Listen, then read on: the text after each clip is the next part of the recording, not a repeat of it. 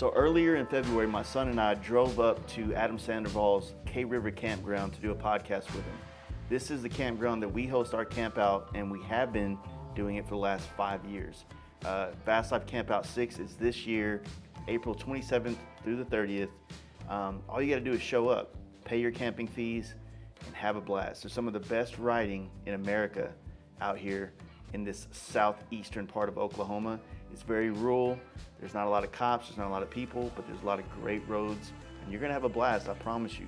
So, like I said, this podcast is with Adam Sandoval. My son actually helped run the cameras on it, so I'm super proud of him for, just stepping up and helping us. And yes, I paid him. I'm not doing child labor and whatnot. Or is it child labor? Or is it? Yeah, I don't know. Anyway, I had a great time, great podcast, and yeah, I'm pretty stoked. Hopefully you guys enjoy it. And unfortunately, I didn't get any footage while we were there. We just kind of hung out and drank a little bit and had a good time. So yeah, this is your intro. So, all right, let's talk to Adam. Here we go. You good? I think I'm good, man. You good, Riley? You hear me? You hear him? You hear me good? All right. So, well, Adam, thank you for doing this. I'm in the big ass man cave is what this is, really, isn't it? I think it is, man. I built this before I built my house. Oh yeah, I remember that. My yeah. wife snapped. She was like, "Absolutely not! You were building a house." Yeah. I was like, "Okay." We were living in a shop, a third of the size of this. That one that we all stayed in that one time. Yeah. Yeah. That's pretty decent though. I mean, not for a lady. You know what I mean? But yeah. I built this, and she was. That was the end of it. Yeah. So I don't know, man. I've just watching this place grow the last 5 years has been. Being connected to it because of the camp out, because of all the things that we've done in the last 5 years together, it's just been awesome. Every time I would see another post on Instagram or another YouTube video come out of some other big thing happening, it's always like, fuck yeah. You know what I mean? I just can't help be stoked. When you built the house, and honestly, you spent 4 years, it seems like, making the campground stage, pavilion, getting the roads tidy, getting the campsites good, getting the clubhouse dialed in. And then you built something for yourself to live in. 100% correct. You know what I mean? Yeah. So that's dedication right there. Thank you, man. I just wanted it to be right, and I wanted it to be the best it could be. Yeah. And so it was never even a thought. It's not like it was even a decision. I was just like, we just got to get this campground better. We got to make it better. We got to make it right for the people. And my wife would be like, all right, man. But you kind of met her through this situation, right? Yeah. So along the lines of that? Yeah, I met her while I was riding to every dealership in the country. I hadn't completed yet. So I was still on the road full time. I had been on the road nearly 2 years when I met her, living off the road. And then I met her. I was coming through Paris, Texas, doing a fundraiser with the dealership there. And I went out that night and I met her. And the rest is history? Yeah, or it's all documented?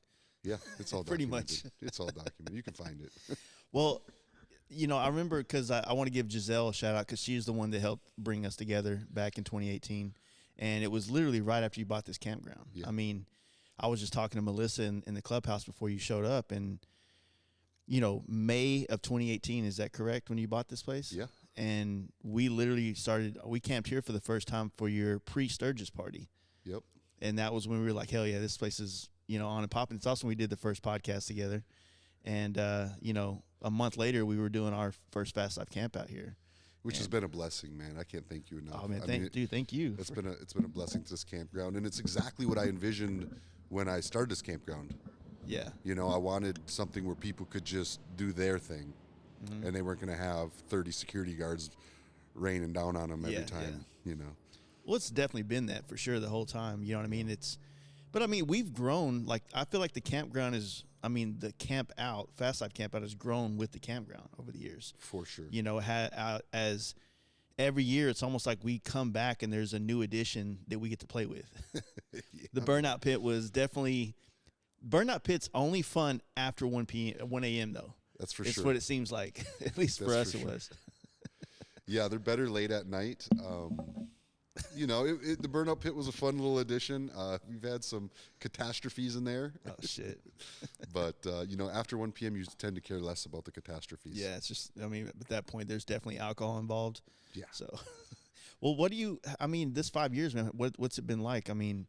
What was actually, I think we talked about it in the very first podcast, but what do you think really was the catalyst to make you want to like anchor down after being on the road? I know it was on the road for so long, but like why here? Why this? Why was it time then? So, I spent when I bought this place, I had been living homeless on the road on my motorcycle for 5 years. And there's two different types of way to live homeless on your motorcycle. Yeah. There's the right way and there's the wrong way. Yeah. I was living the wrong way. Right? The right way are like the way like guys like Scooter Tramp Scotty do. Yeah. You know what I mean? They go to a town, they sit in that town for 2-3 months, maybe they pick up a little side work, they get a little comfortable, and then in 2-3 months the weather starts to change, or they get bored and they move to another town, and they're living off their bike. Me, I was in a different town every single night. So every day I moved. I never put down roots for a week or a month. And it conditioned me to where like I was just so used to having new people every day. Yeah. The thought of like sitting in one town around the same people every day was frightening. And I had stayed in so many campgrounds, and I knew how friendly campgrounds were. Like to me, I'd rather stay in a campground than a hotel. Yeah. I go to a hotel, and yeah, it's plush and it's posh and it's nice, but you sit in a 6x6 square elevator box, and nobody even says a word to each other. Yeah, you go to walk up is like super silent. Yeah, super silent. You go to a campground, everybody's like, "Where you from? Where you going? What are you doing? What's happening?" Yeah. You know what I mean? It's just more communal. So I knew if I was ever going to come off the road, a campground would be a great thing for me because I'd constantly have new people. Yeah, and I just need that. That's just who I've become. No, that's completely understandable. I mean, but I would think like in that 5 years of being on the road and doing all the stuff you did for the military, doing what you did for Harley, I mean, I feel like you gained so many skills on that, learning how to talk to people, deal with people, orchestrate things, especially from not an office, a phone and maybe a laptop or some shit. You know what I'm saying? Like, I feel like everything that I feel like you have now is because of that sacrifice that you made, right? For sure. You know what I mean? It's like, so, I want to be like, oh man, there's that picture of you and Scooter sitting there and looking homeless on the bike. It's a good Sarah McLachlan song behind it, like feed these people. Yeah, right. I mean, that's the way it was. Yeah, it's the way it was. But you're right. I gained a lot of skills from it, and I learned a lot. I learned a lot about myself. I learned a lot about our country. Yeah, I learned a lot about the motorcycle community. I had no idea how diverse it might be from one place to another. Yeah, completely different. Yeah, so different. And I had no idea. Like when I left on my first tour, I'd never dreamed I'd be where I am today. Yeah, never. I mean, the thought of a company like Harley Davidson even talking to me, nevertheless working with me, was like I never even thought about it. Like it wasn't even in my head. And man, it's just things just happen, I guess. I think the universe really is, and this might be a little whatever, but I really do believe what you put out is what you get back. Oh, agree, 100%. And I didn't know that when I put it out, but now that I'm getting it back, I see that. Well, I think that when people come through here as well, with you also being on the road like you did, I think you know how to provide for the travelers, for the people coming in. Like you said a while ago about being at so many campgrounds over America, you learned what you didn't like about them, what you did like about them, how to kind of recurate something that's a little bit more mindful. Because, I mean, you got to think, man, how possible is it for every one of these other biker campgrounds across America to actually have been to all the other ones to see what is good and bad about them? Sure. To restructure theirs to be the most ideal. Yeah, man, the R&D. Yeah, the R&D. Yeah. You know, I mean, you go to Sturgis, you get a good idea of like how they handle large events, and you can gain something from that, good and bad. When they fuck up and when they do a good job, you're like, man, that was a good idea. Having this here is a good idea for large events and whatnot. So, yeah, man, I don't know. Like, I've here, and then our other buddy that started to come to ours and then did his own camp out in Florida. He does one at their campground. It's when they call it a campground, it's more like where they make meth. I'm just fucking with it. It's a great place, but it's a completely different vibe. You know, it's not really a camp, like intense kind of vibe, but Right. it creates a different vibe because they got like a real shitty bar in the middle of it where the people that are there live there kind of thing. Sure. You know, and but it's just a different vibe. So you get that from these different places you go to and whatnot. Yeah, so. they're all different, right? Mm-hmm. I think our biggest thing is, you know, I stress to my team, it's how you treat the people, right? Everybody that walks through that door is somebody, and they're all, you know, deserving of being treated correctly. Like I tell them, I want to give better service than Disneyland. I mean, I want people to feel welcome. If they need something, let's get it for them. You know what I mean? If they need us, if they're asking us to do something that's out of the ordinary, if it's possible, just get it done, and don't spoil people's fun. Let them have fun. Sometimes I get people complain. They'll be like, "Oh man, they were partying all night." I'm like, "Bro, Holiday Inn's up the road." Well, that's kind of the. I'm glad you brought that up because that's one of the things that makes it ideal for like an event like ours because we don't. It's almost like when you tell someone not to do something, they're gonna fucking do it, especially bikers, right? Yeah. So it's like you don't want to be like, all right, we got to keep it down after 10. Then everybody's like, all right, so turn it up after 10. I got it. Let's go. It's so true. You know what I mean? It's like you don't put rules on people, but I guess at the same time, you know, for those people that are looking for the getaway weekend, you know, it's like you need a disclaimer like, hey, look, this is Stubborn America parties this weekend. Yeah. Don't come here to sleep. Yeah, exactly right. Come here to party. I mean, we have our weekends that are calm and cool. You come anytime in like late fall, early spring, like now, things are chill. You know what I mean? It's a Saturday, things are chill. We got a few people in cabins out there, but they're doing their thing. It won't be loud, everybody will sleep. But on the Fast Life campout for sure, and a Stubborn American for sure, and 4th of July for sure, do not plan on coming here and getting sleep before, you know, everybody else does. Being here these last 5 years, I've noticed that you've kind of like, I wouldn't say veered off in a bad way, but you've kind of went down a lot of different rabbit holes of how you can kind of bring this content to your YouTube channel, you know, and also bringing on these other brands with like the tractors, the Jeeps, all the off-road stuff that you have going on here, not just the motorcycle coming in. Was that kind of an idea at first, or did that started to kind of unveil itself as you kind of peeled layers back here?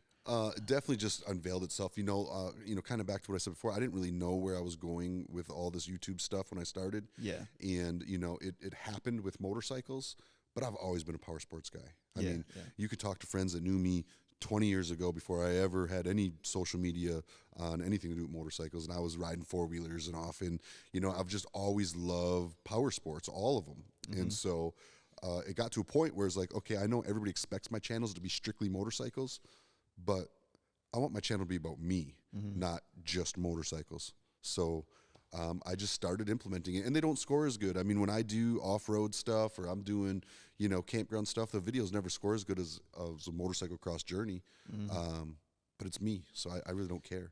Yeah, but I think that the people that actually probably stay here or have been a part of this community that you guys have here, I think that they'll find an interest in it because of like just the community behind it, right? Knowing about this campground, knowing about, you know, if you're an OG Sandoval fan from like watching you get off the road and start to plant roots and you see how the things are going on, the tree houses, the glamping cabins, like all these different things that would go on here.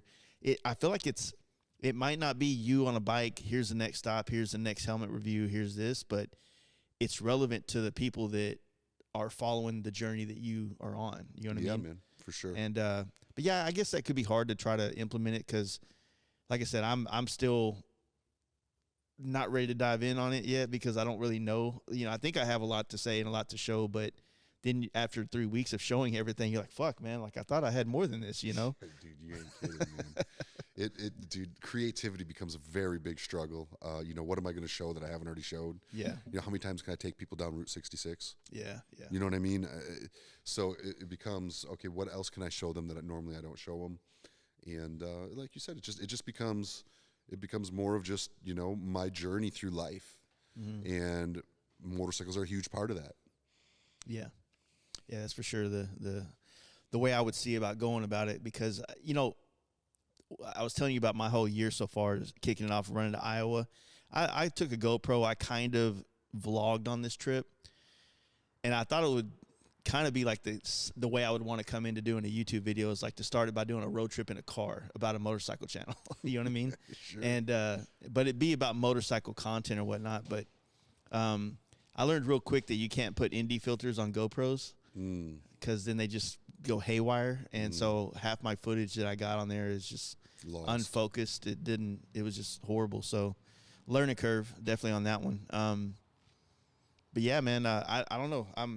I've been studying your YouTube for a long time, watching how you do things. And I was wondering, like, how do you stay motivated? How do you other than like these long events like the one you're about to go on, the 120, dealerships, I believe. Or was it 70 or 120 dealerships? 120. Like, how do you like continue? Because I know that's what people want to see, right? But how do you continue to do that when you have a family now and you have all these other angles? I just told her, I said, when you married me, you married a rambling man. I don't know. The truth is, it was a big decision, and it was one we didn't take lightly. It's one thing to go away for a week or 2 weeks. I go tour Mexico for a week or two, or go tour here for a week or two. But to go out and hit, so it's going to be like 90 days, 35,000 miles, 120 dealers in 48 states. That's a grind. Yeah. Like, that's riding every single day, no matter what Mother Nature's doing, no matter how I'm feeling. That's multiple stops every day, meet and greets, like being on point and making it happen while filming and editing and, being cordial with people. Yeah. That's a tough thing. You got to be on. You got to be on, man. And people deserve, the best you when they ride in to see you, regardless if you've been out for a week or 4 weeks or 8 weeks. Like, when they show up, man, I mean, you got to be yourself. And that's one thing, like, I pride myself on, is when people tell me they meet me and they're like, you're just like you are on your channel. I'm like, that's what I'm going for, man. Like, I just try to keep it as real as I can. Do I have bad days? Yeah. There's people out there who tell you I'm an asshole, Yeah. But, man, maybe I had a bad day that day, or maybe I was hungover. You get hungover and go ride 800 miles and show up and see how you feel, Yeah, for sure. It ain't no fun. No, that's I struggle with that myself. You know what I mean? Doing a podcast, right? And you got these guys that listen to your thought out thoughts, essentially, and how you feel about things, and just listen to you talk for hours. And then when they see you, they always seem to want to have that conversation or continue one of those ones they listen to. And you're like, man, it's a gas station, man. You want me to tell you why I don't like Indian right now? It's like, what's going on, or something like that. Yeah. So I have a hard time with that myself, where I'm trying to implement that kind of like always being on. But when I'm in a studio, when I'm somewhere that we've made comfortable, and I'm not going anywhere, we're talking. Right. Then it's like, okay, then I get to be this guy. But sure, out on the road, at bike night, all these things, I have a hard time being that guy. You do it, man. Yeah, I know. I'm not making excuses. I'm just they deserve it, man. Yeah.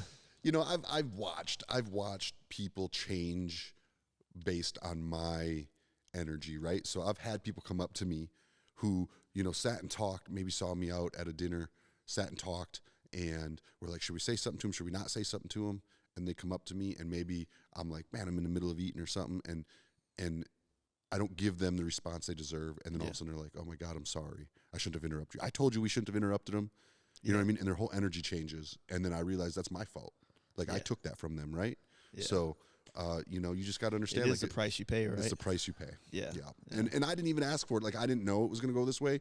It just happened to me, and I saw it as a good opportunity to make a great career for myself, doing what I love around people that I enjoy. So I just have to constantly remind myself that, and grind it out, man. Push it forward, right? That's all you can do. Yeah, so, with all that being said, like we were talking about you doing this 120 dealership at, for the 120th this year, seeing you come back full circle to start working with Harley again has been a good thing for a lot of us. Yeah. A lot of us, people that have tattoos on our necks and shit. For sure. I came close. I tell you, it is a big, big deal for me. Yeah. Huge deal for me. I kind of, my timing was just right. Like, I got into the social media, and I shouldn't say got into, because that's not what I intended to do. I happened to be in the social media game right when it started to really take off in the motorcycle world. And so I was in the beginning of working with a lot of different companies. I'd never really worked with anybody in, they say influencers or whatever you want to call them. I don't care. It's social media. And I was in kind of the beginning, and nobody really knew what to expect or how it should work, or if there was even, a future in it. And when Harley and I split, man, I was pretty heartbroken. You know, Yeah. I've always loved all motorcycles, so I wasn't like, oh, now I can never do bikes again, because I love all motorcycles. When I left on my first trip to be the first person to ride to every Harley Davidson dealership in America, one run, it was like 88,000 miles. Like, when I sold my motorcycles, I sold multiple bikes of multiple brands to get on my Harley and ride. Like, I've always had multiple power sports. It's always been my thing. So I've never been a brand snob, but Harley has always been my favorite. Yeah, yeah. And so when I lost them, I was heartbroken, man. And I was like, dude, I gave so much of my life to this brand. Like, years, like 5 years of my life living on the streets to this brand. Yeah. And then I was just like, man, and now, you know, full circle, man. We're back. That is a good point, man. I wasn't, you brought that up just now, and I was, you know, obviously I've been on social media since the early 2000s, but it wasn't till really the last maybe 13 years, maybe 12 years, that social media started to becoming this influencer shit, if you would say. Yeah. Or whatever you want to call it now. But, you know, yeah, it feels like it's older than that. It does, but it's not. Doesn't it? Yeah. I mean, you think about Facebook, you think about how even people use Facebook now, or even 5 years ago, but you think, okay, well, I got on Facebook in 07, right? Yeah. And then that was it, on a computer, not on my phone, till like 2010. Then the app thing started happening, and then 12 was Instagram, or 13 for me. So it's like, then 13, when Instagram came out, it all became like I wouldn't say that, like, when I first got on there, I had any notion that I could use any of that for anything other than trying to pick up a chick that lives in my town. You know what I mean? Sure, man. Yeah. And then all of a sudden, you know, you get people building bikes, customizing bikes, and they're getting followers. And then you see them getting more opportunity in those early days of Instagram, like 2013, 14, 15. And then, like, it literally flooded me with opportunity in life. You know what I mean? Just by casually leaning into the app. And then in 17 is when I started kind of looking at it more of like, okay, I've been gaining a lot of attraction or attention and opportunities from this. You know, what if I do a podcast? And then that rolls into this, and using whatever I built there to bring them to this. I never, you know, I don't know, same as you, I don't think that either one of us ever were trying to be air quotes famous online. We were just doing something that garnered attention, and it was just a natural response to show 100%. People, right?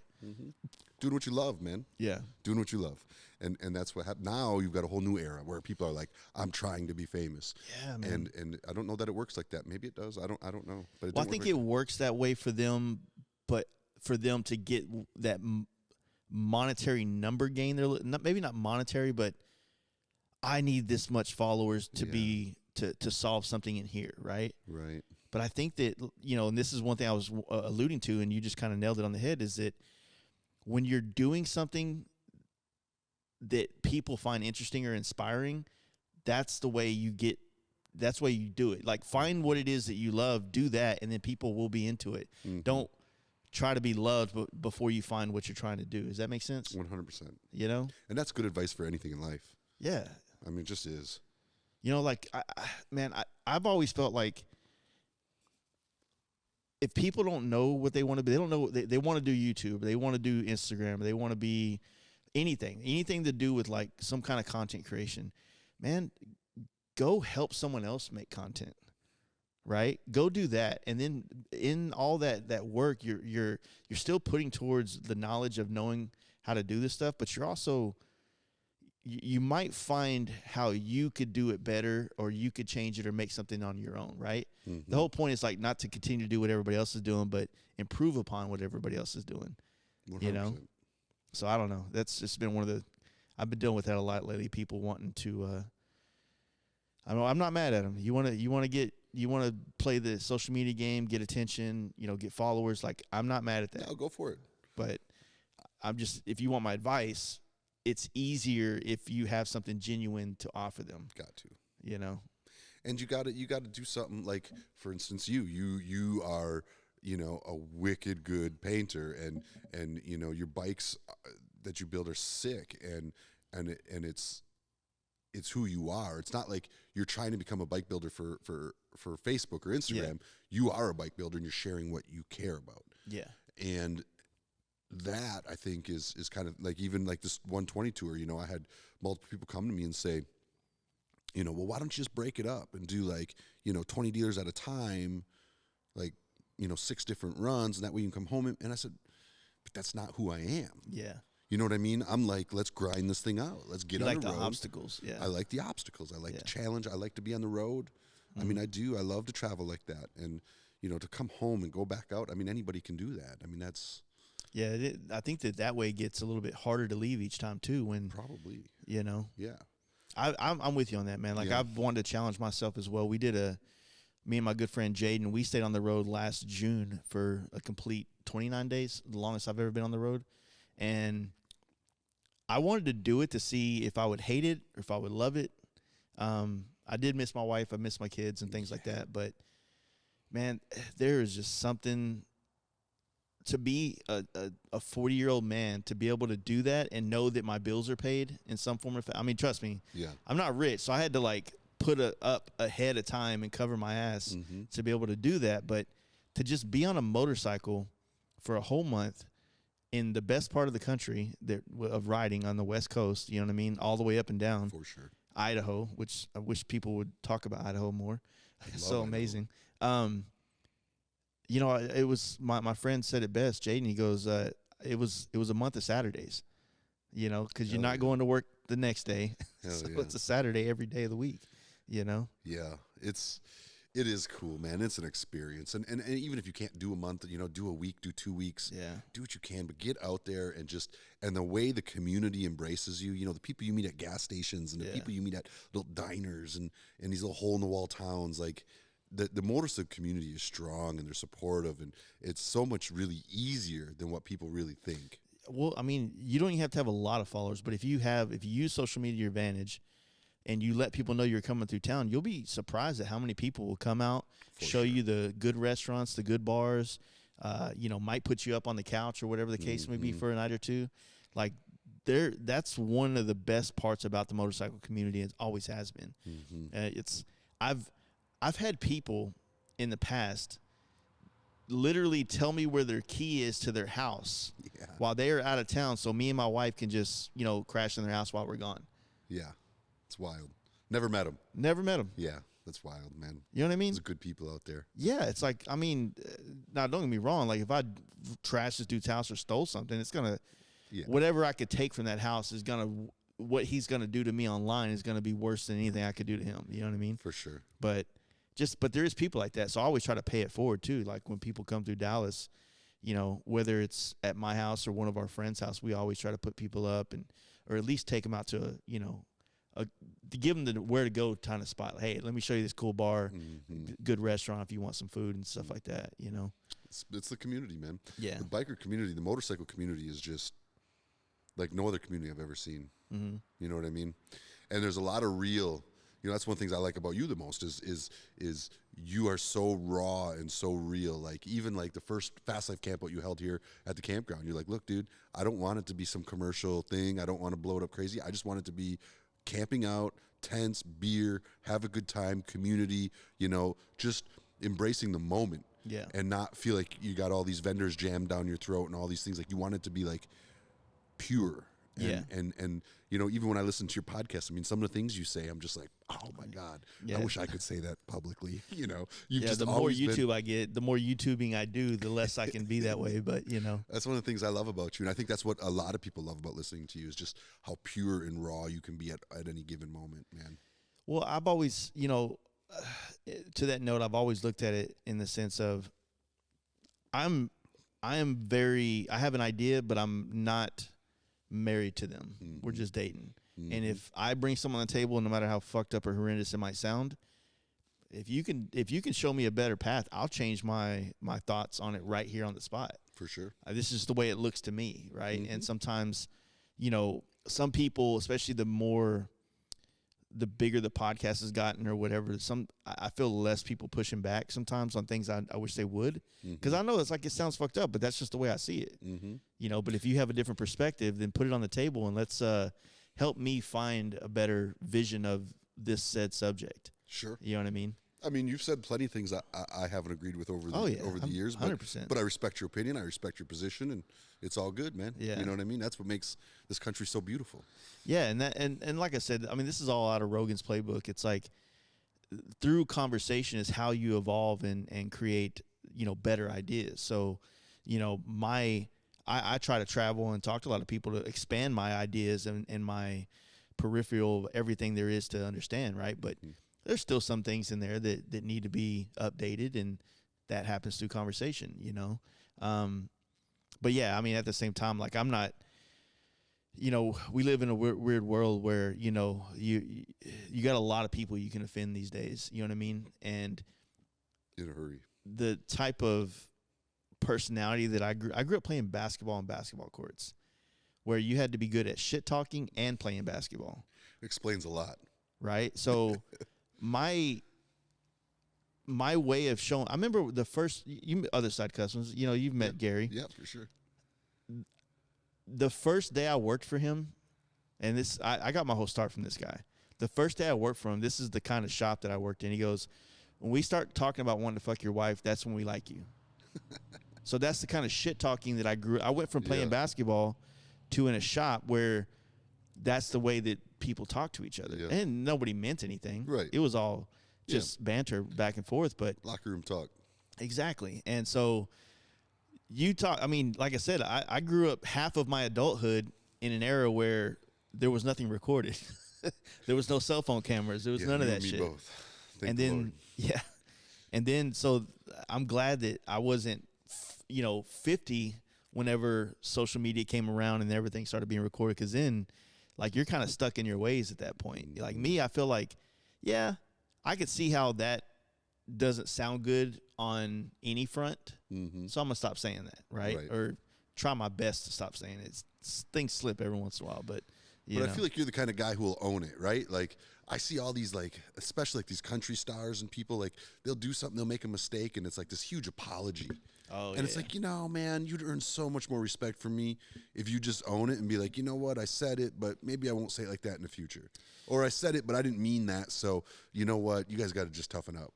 Yeah, well, I mean, I'll own anything that I feel to be true, or that someone hasn't given me a better perception on. Mm-hmm. I'm like, look, this is the way I'm gonna lay out all the cards, and if this is what it looks like, and this is what it looks like. So if it's not that, then I'm gonna defend that. Right. Unless you rearrange these cards in some other configuration that makes it work. So respectable. Like I said, it sucks. I mean, I've drank a lot of alcohol and stayed on a podcast way too long so many times. We've done there's been podcasts that's gone on 6 hours. It should have been cut off about 2 hours and 10 minutes. Yeah. And that other 4 hours just needs to not exist. Right. Can we get rid of it? Yeah. But I mean, that's just kind of, when you've been in the studio and sometimes you get a bunch of homies in there. It's just like how you got your spot here, man. It's like you start getting in a conversation where you actually feel like people are listening, and then you're listening, and that's one of the weirdest things is that when you feel like people are actually listening, it makes you want to talk more. Yeah. Right? Yeah. And so when you're in a podcast room, you feel like you have people's attention finally, as opposed to when you're at bike night and you're trying to tell them about your weekend and they're on their phone or doing something else. Like, it's like a weird place where you have real conversations. Which is a rare thing. Yeah. Nowadays. You're right. You don't get that. Like, just sit down and talk to somebody like this uninterrupted. Yeah. You know what I mean? I'm not going to pick up my phone whether it rings or not. Right? Yeah. I can't say there's too many other times in my day that I could say something like that. So that's what I mean. Like, you get in this place, and I crave that. I don't necessarily crave it for it to be videoed or recorded, but it feels good to talk and to hear other people's perspectives or their opinions or whatever the case may be, And like I said, bike night, sometimes you have it, or at a camp out or wherever you may be, but I don't know. It's not always, like I said, uninterrupted. Yeah. Or you don't always feel like they're listening. Right. My wife doesn't even listen to me half the time. So it's like, I need to get her in that room just so we can have a real talk. You start podcasting your wife now? Yeah. It's like, look, I got something to say. But, no, man, it's been a weird place, but I do appreciate you noticing that. it's not something I necessarily want to be known for, but at the same time, it's like, I think along the right audience, it is something to be known for, man. Like, I respect it. You know what I mean? I do. I respect it. Like I just said earlier, I hate it when these guys come up with these big apology things. Like, man, just own it. You know what I mean? Be like, look, man, I didn't look at it this way. I do now. Whatever. Yeah, and I've I done mean? plenty of that. But I don't ever say I'm everybody sorry. makes mistakes. Yeah, man. I mean, come on. Yeah, I'm not into that. No. Me neither. I'm sure I'll get caught saying some stupid shit at some point. And when I do, you'll know, because I'll be on there like, yeah, I said it. You know, I mean, I like it that way. I don't know. I don't like drama. You know what I mean? Mm-hmm. And I think that whenever I have things on my podcast have been said over the years that have kind of garnered a little bit of controversy, I just try not to put any flame or fan it at all, put any kind of gas on it. Like, I ain't trying to do shit. Mm-hmm. I'm going to let them just go talk about it over there. And if I really feel bad about something, you know, or I had one real big instance come up that was completely taken out of context. It got clipped. It got clipped at a very, very bad point where what I did, and I was drunk, what I did looked really bad. Sure. And on that clip, yes, I should be doing an apology because it looked gross, right? But if you rewind it 5 minutes before and then 5 minutes after, then you would see where we were at and what the conversation was like as to why that took place. Yeah, 100%. And why there was a joke aspect to that. And so that was kind of a weird thing that this was leading into the camp out, not last year, but the year before. Yeah, I'm pretty sure I know what you're talking about. Yeah. But you know what, you just got to own your I'm with you, man. I mean, you can clip anything and put it together and make it sound horrible. Oh, right? Yeah. You got to own your position, and anybody with half a mind can say, okay, but what was said before that and what was said after that? Yeah, context. And if you don't have enough common sense to figure that out, then why am I worried about impressing you anyhow? Yeah, it's a struggle, man. Like you know, with this podcast, I've always, whether it's male or female, I've tried to find people that I think are doing, like we were just talking about earlier, right? Someone that's doing something they're passionate about that leads into something that's interesting to people. Mm-hmm. Not just people that have a lot of followers or look amazing or anything like that. Like a woman that really lays down miles or does something amazing within the community. Male as well. A young person, old person, doesn't matter. I'm always looking for that.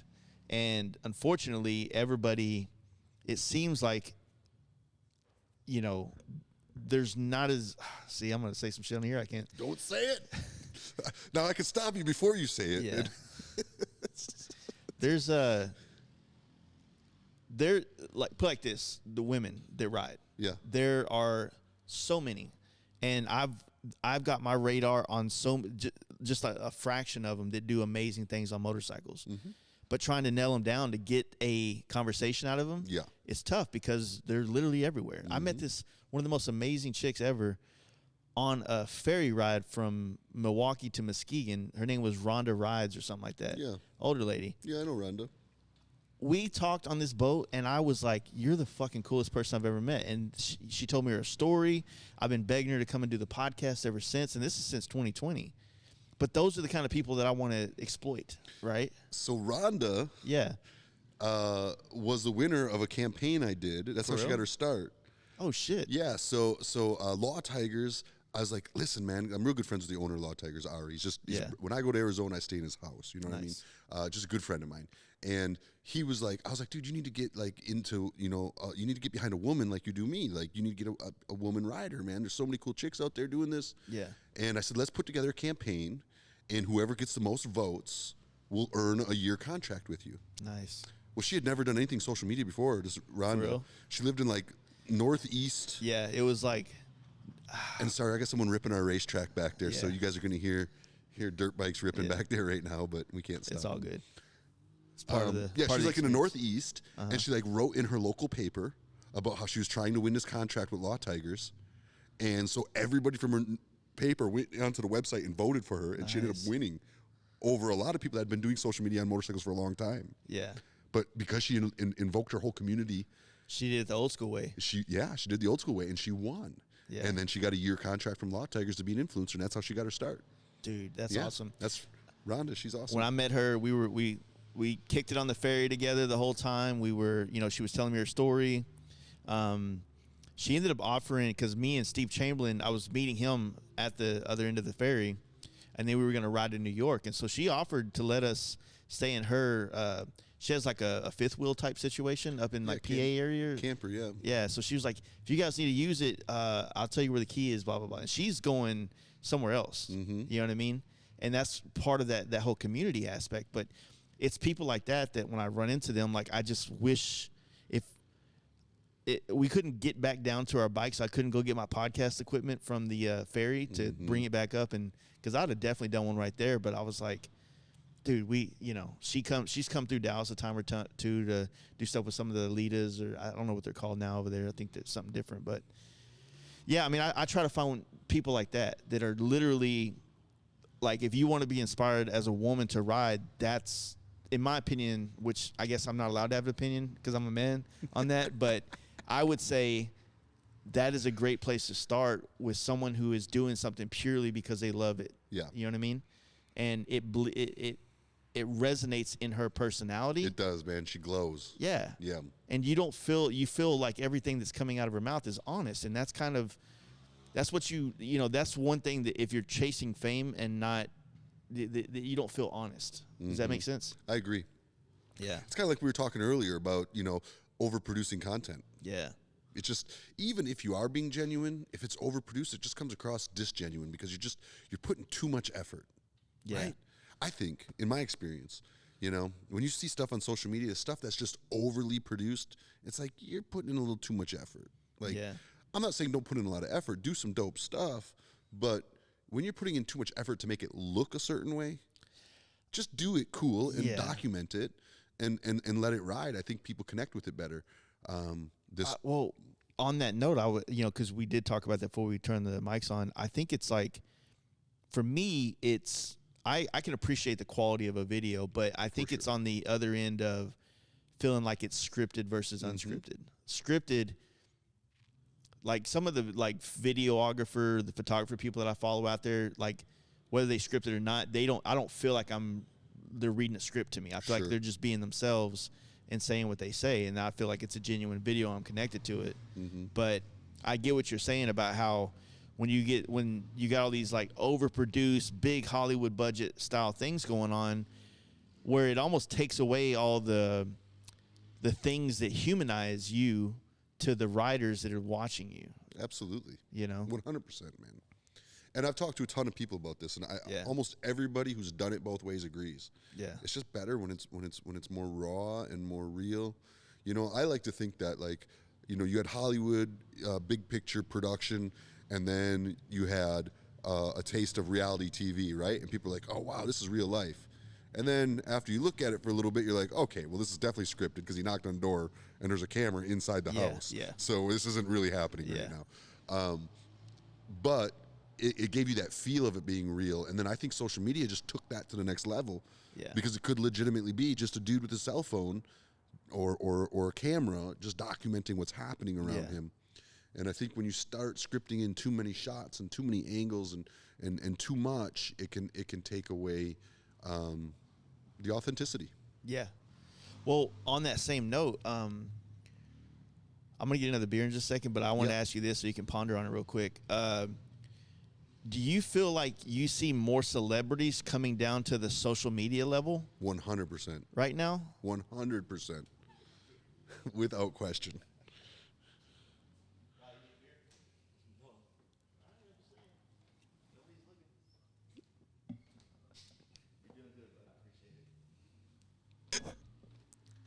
But yeah, so on that note, I feel like I've been seeing so many more celebrities, and there's two reasons why I'm asking this. One was I was watching this Rogan episode with John Bernthal. I think it's Bernthal, however you say his name, the Punisher guy. Yeah. You got something for it? Thank you. And he had made a comment in that podcast where he's like, yeah, a lot of actors don't really want to do too much stuff like this because it might make it hard for us to sell who we're portraying in the next movie. If there's too much of us normal, like our normal personalities out there, All right. then it makes it hard for me to play that role and for you to believe me. I was All like, right. fuck, like that's some. All I right. can get behind that. You Yeah. know what I mean? That's why I don't really know who Brad Pitt is, or Right. or some of these other actors. That's a very, very good. I've never looked at it that way. That is a good point. But on that same notion, I feel like all those worlds, like I feel like it's almost like we got an opportunity to touch the top, and now the top is like coming down to this level and making it harder for us to get through them back to the top. Does that make sense? It does. I don't agree. Okay. I don't. I think that at the end of the day, whether you're talking news stations, newspapers, social media, Hollywood films, it all comes down sports. It all comes down to eyeballs. Okay. And wherever the most eyeballs are is where it's at. There was a long time the most eyeballs were on Hollywood pictures. Yeah. And now I can do enough videos in the next month to reach more people than Nicolas Cage's last movie did. Yeah. Right? Yeah. So it comes down to eyeballs. And so they're coming down to social media, even though it's considered down. Is it really down if it's reaching more eyeballs? Mm. It's not really down. It's just where the people are at, I mean, look at social media wasn't a thing, Yeah. Look what movies did to newspapers. Look what movies did to the radio. Yeah. Yeah. Look what, it's just, it's the evolution. I think you go ask 10 kids under the age of 15 right now who the most famous people in the world are. I bet you 90% of them are people off social media. Yeah, or YouTube, something like that, Yeah. Yeah, that's I mean, my son grew up on YouTube, you know what I mean? I actually watch more YouTube than any other streaming platform, Me too. And I pay for the premium content cuz it's just a no-brainer. Mm-hmm. Whether it's something I'm trying to learn or just something I'm trying to entertain myself with, it's just nice not having commercials or being able to turn it off and just still listen to it through headphones or whatever. But there's just so much content on there, and it gets hard to sift through if you don't know where you're going, right? But once you find a couple people that really do a great job in their niche, if you will, then it's easy to follow them and stay connected to that world. You know what I'm saying? I had a good point about that not so long ago because, like barn finds, like a good bike, a good truck, Sure. whatever.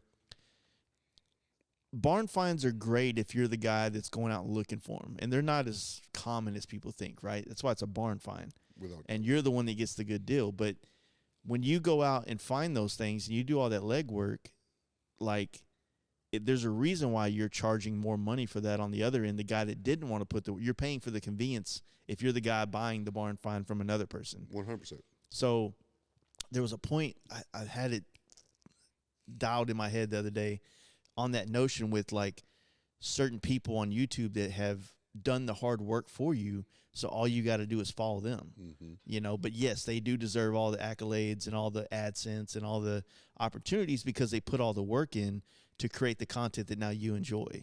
For sure. So I don't know. I had a better way of saying that, but fuck it. It's all good, man. But yeah, I had wondered about that. I was like, well, I'm not, like I said, I'm not worried about it. I don't feel like one day, Nicolas Cage, the Ghost Rider, is going to be taking over my job as a podcaster in my space. But I have just felt like a lot of that onion of celebrity has been peeled back, and I feel like they're coming into more of our space. 100% they are. You're 100% correct. Yeah. But there's a reason for it. They want the eyeballs. They want the eyeballs. Yeah. And that's where they're at. If you're putting out a new movie, if you're Dwayne Johnson, Yeah. and you're putting out a new movie, and you're not on Facebook and social media promoting it as an actor, Yeah. you're missing out on a huge payday because it's driving traffic. I think,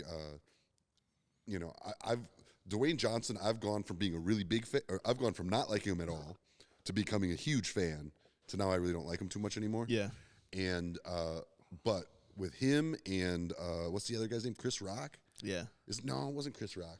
Kevin Hart. Kevin Hart. When him and Kevin Hart get together on social media, man, it is gold, dude. Like I want it, even though I'm not a big fan of his anymore, I wanted to watch his next movie just because of the social media stuff he did with Kevin Hart. I was just like, man, you guys are too funny together. Yeah. You know, they're making fun of each other. It's fun. He did a really good job on that. And even though I don't always like everybody online, I can always respect talent when it's there. And those boys definitely were crushing it on social media for their last movie. Well, yeah, that's I mean, that's kind of I guess a part of it that you know, fuck, I don't know. I guess I understand that of trying to punch down into our kind of community or whatnot, but I'm at a loss for words on that one, bud.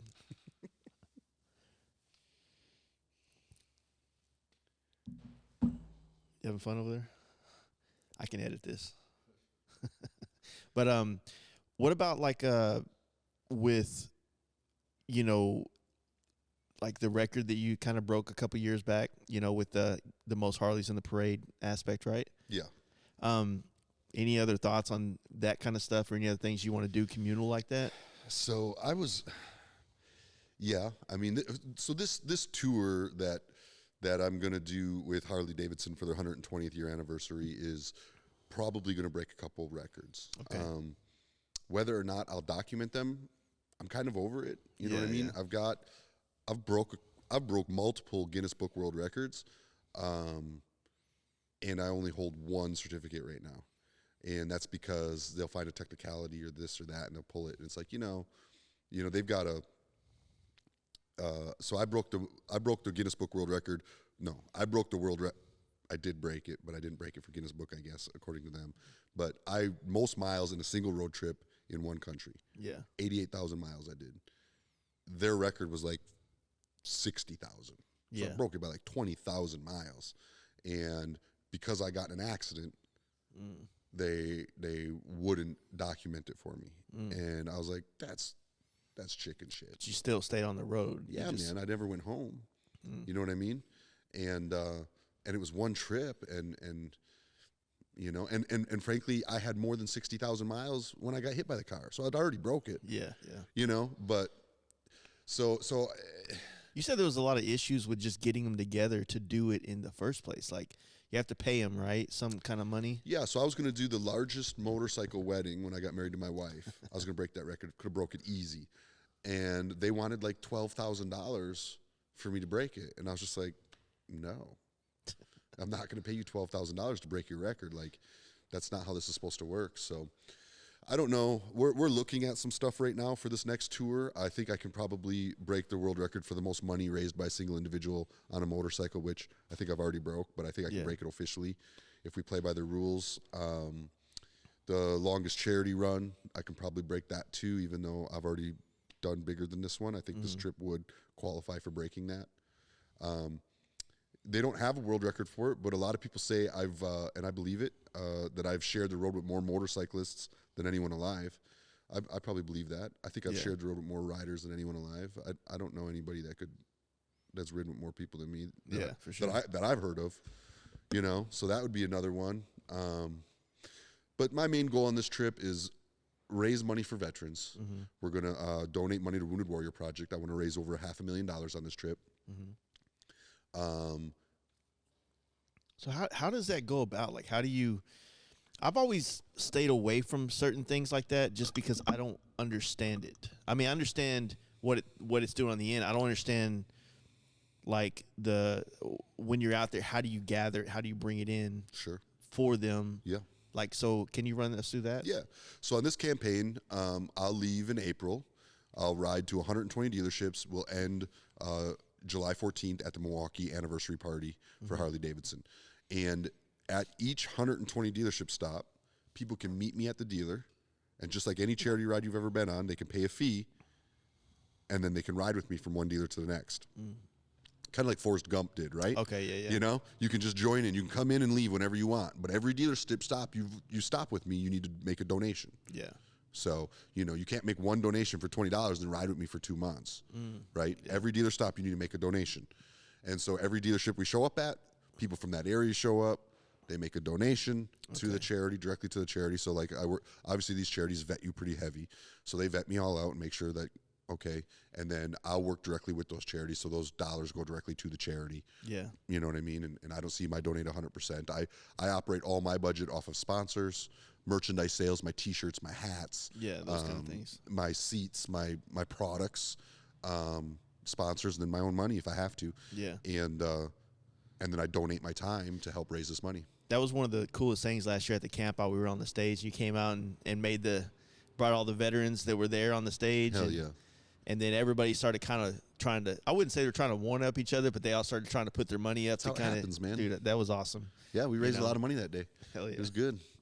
And that's just what it's about for me, you know. I like to But it was like direct to the that's kind of the one of the things. And like I said, I don't want to discredit anybody that's out there doing it, but I remember I used to do all the toy run stuff back in the day. And I remember I used to ride with this.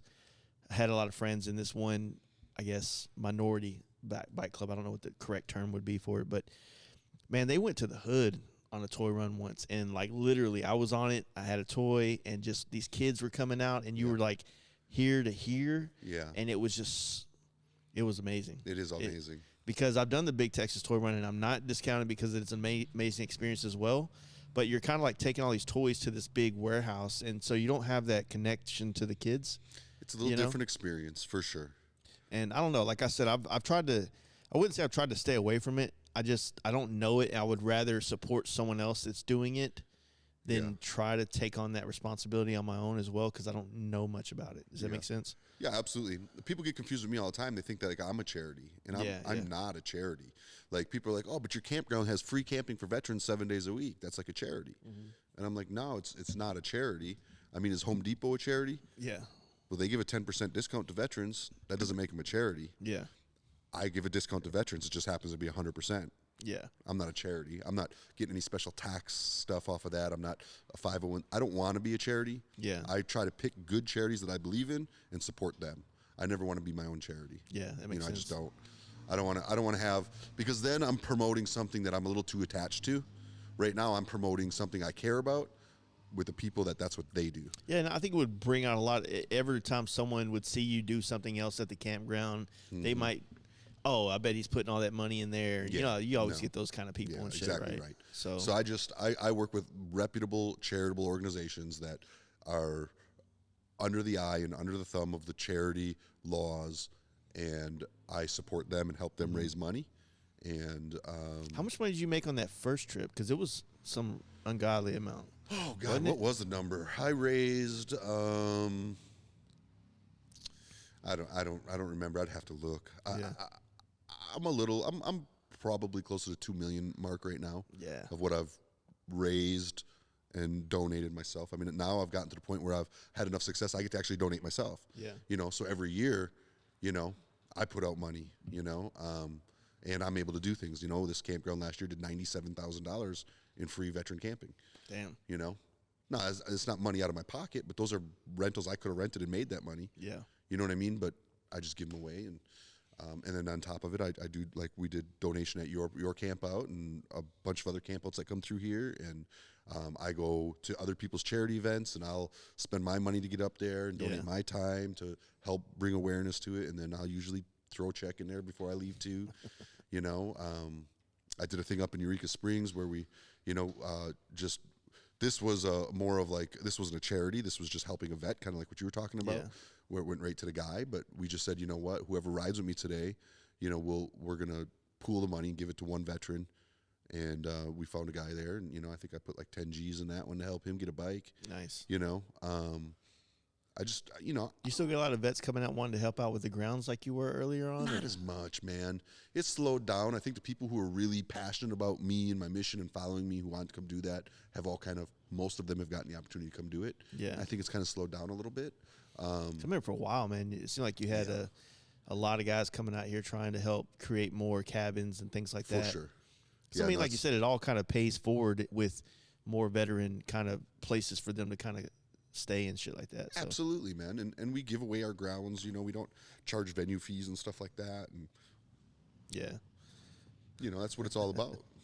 So, how has it been riding these other bikes? I know you did the BMW. I mean, you were on the BMW for a while. Like, I know that they had a good push, and it seems like a lot of people mainly YouTubers were riding that bike for a while, but it seemed like it was good. Like, I mean, from all the videos I watched of you. Well, you got to have the reality of it.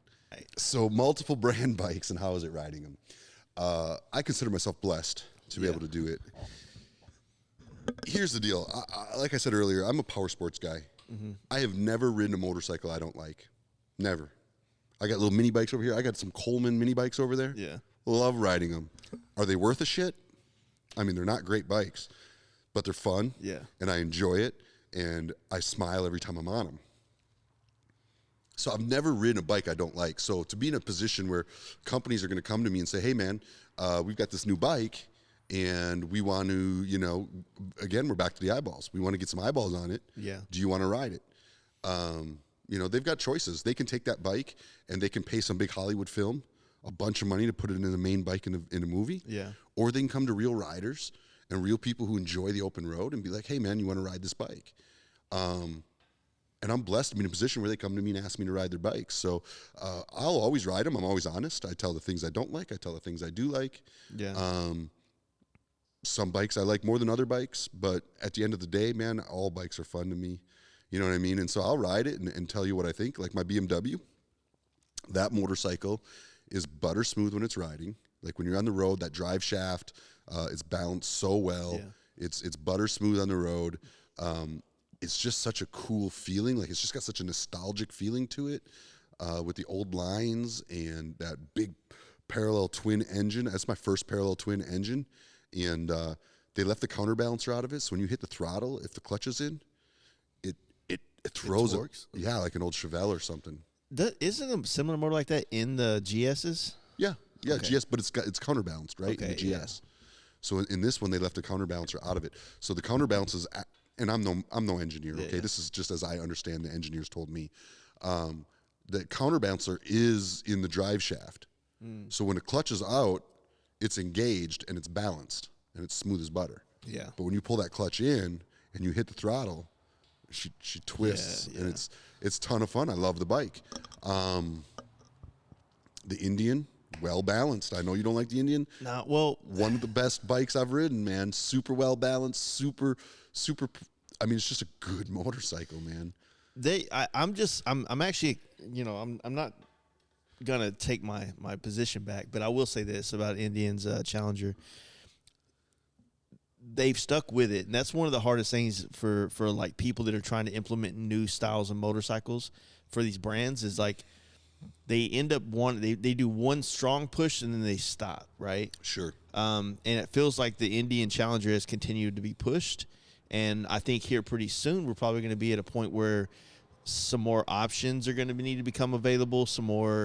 Maybe some design changes here and there will be coming soon on some of that. And it'll be interesting to see how they evolve that bike, that Challenger. Mm-hmm.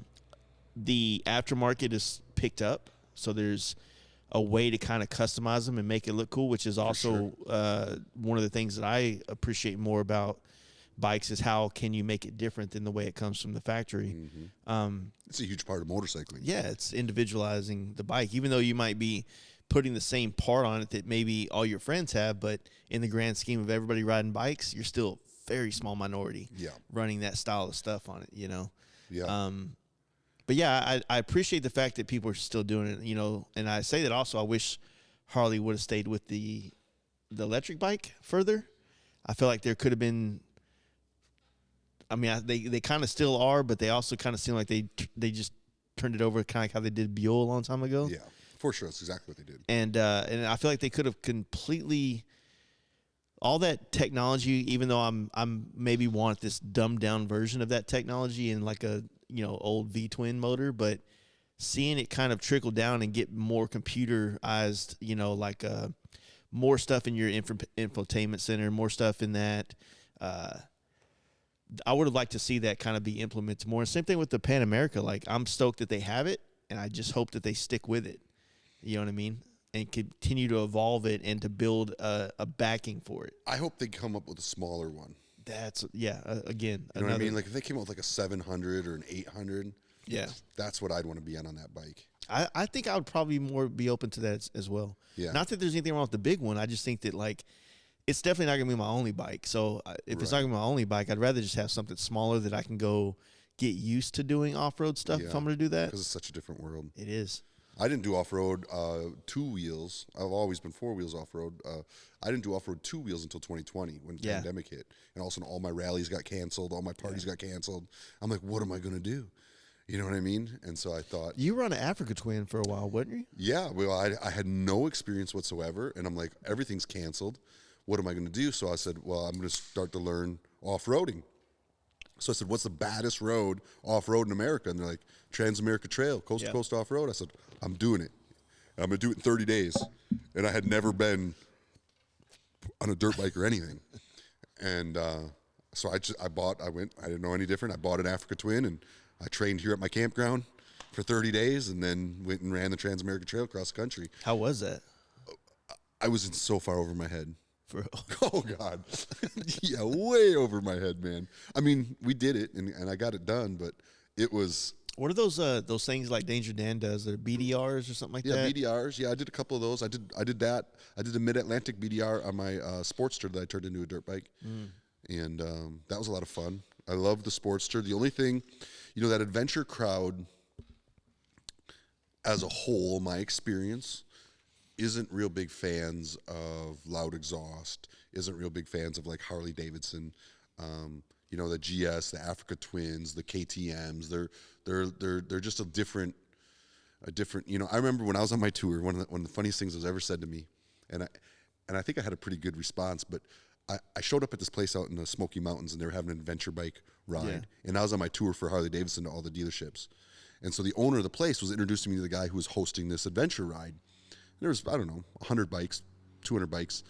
And he's introducing to him, and he's like, yeah, so he's done, I think at the time I was like 50 or 60,000 miles in. He's like, he's done like 50, 60,000 miles on this, old Electric Glide Standard. And the guy looks at me, and he's like 60,000 miles on a Harley Davidson. He's like, that's a lot of beer and Marlboros. And I looked at him, I said, no, man, that's a lot of whiskey and women. I just didn't know. I'm like, you got it all wrong. But they just never really got into the Harley thing. So now I build the Sportster, which is an adventure bike, but I got a D&D exhaust on it.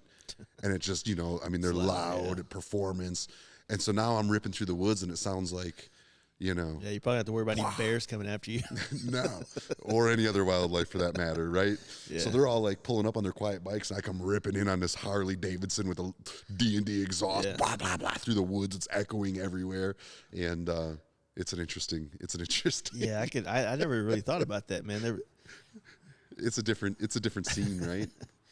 Well, isn't it funny how like so many people have like their preconceived notions of what said biker is, whether it's a Harley guy or a adventure bike guy or a cafe racer guy. Yeah, man. It's just like there's stereotypes, yes, right? Sure. Yeah, and that's. I feel like our generation doesn't look like anything like the stereotype that I grew up with of Harley riders. No, but yet I still feel like we get classified in that for some sure. shit, For sure. Now I remember because my buddy. I have a good friend that he was the guy that played John Teller, the Jax's dad in the Sons of Anarchy. So he didn't have a lot of screen time, but his face was prominent on the show. And he used to tell me, he's like, we did a podcast with him, and the way that Sons of Anarchy kind of evolved was the casting company originally went out to look for Harleys, and the casting companies the production company went to the casting company to find Harley people to ride these bike clubs, and they all came back looking like Santa Clauses and stuff like that. Yeah. And they were like, no, we want younger. So that's why he got involved as a connection to the Hollywood and to the whole Dyna FXR club world. Right. Sure. And, it brought a whole nother look, which I think became like a much more staple look across America of the Dyna Bro. Yeah. Things like that. Yeah, so. Sure. But I mean, think about it. Like in another 10 years, like that's going to be maybe that stereotype will evolve into that becoming the Sons of Anarchy, influx of motorcyclists over the next 20 years. You know what I'm saying? Well, the generations. I mean, definitely things are changing, and the image is changing, And that's probably Harley Davidson's biggest challenge as a motor company is changing with that without losing their core base, right? I mean, that's been the challenge since but do you one. think that Harley changes that, or culture changes it and Harley should support it? Like, what's the chicken or the egg here, right? 100%, the culture changes it. Yeah. But Harley has to Embrace it? embrace it. Okay. And if they don't, which historically they've had a hard time doing. You know what I mean? They've been like, this is our sandbox and this is how it's going to be. And maybe a few too many conversations like what you just said. But the reality of it, from my point of view, from being on the road and spending the time with all these riders, it's a culture. It's the people that are changing it. It's just a matter of whether or not Harley wants to get behind it. And I can say with confidence, in my experience, Harley is definitely getting behind it now in a way that I hadn't seen in the past. Yeah. So I'm excited, and this is why I'm back with Harley now, is because I believe that they have their finger back on the pulse, and they're going to start making, and they have been making, not start, but have been making some good choices in the right direction, and really supporting their culture. Because for decades, Harley Davidson didn't have to work. There was no social media. Yeah. Whatever Harley Davidson put on the commercial is what everybody saw and what everybody believed. But now with social media, everybody can see what the culture's doing. Yeah. So now they're kind of in a different position. So now all of a sudden we're not controlling and feeding the world the culture. Now we have to work with our culture. It's almost like they used to just be able to use normal, models, for said, photo shoot or whatever. But now it's like they're expected to use the influencers or the people in the culture. Legit riders. Yeah, legit people that have followings themselves. Right. Which kind of legitimizes like a lot of it too, right? Like this whole recent unveil, they used a lot of people, Lance and Galen, good friends of mine. Cool cats. The guy from Prism Supply, I forget his name, but they've been doing like a whole YouTube series. It's been somewhat interesting. A little bit too production for me. That's what happens, but yeah. But nonetheless, they're headed in the right direction. It's the right direction. And then I guess that chick Becky, she did the Born Free build last year, she's been blowing up. And I don't know her personally. I only see what she does online and whatnot, but it seems positive, which is what I like. You know what I mean? It's fun. It's like, lighthearted and shit. But yeah. Well, it's kind of like Jay Leno thing I said earlier. Yeah. I mean, Jay Leno's a cool dude. Don't get me wrong, but Jay Leno and me are not the same guys when it comes to motorcycles. Yeah. Right? We're just not. Sorry, Jay Leno. Yeah. But we're not.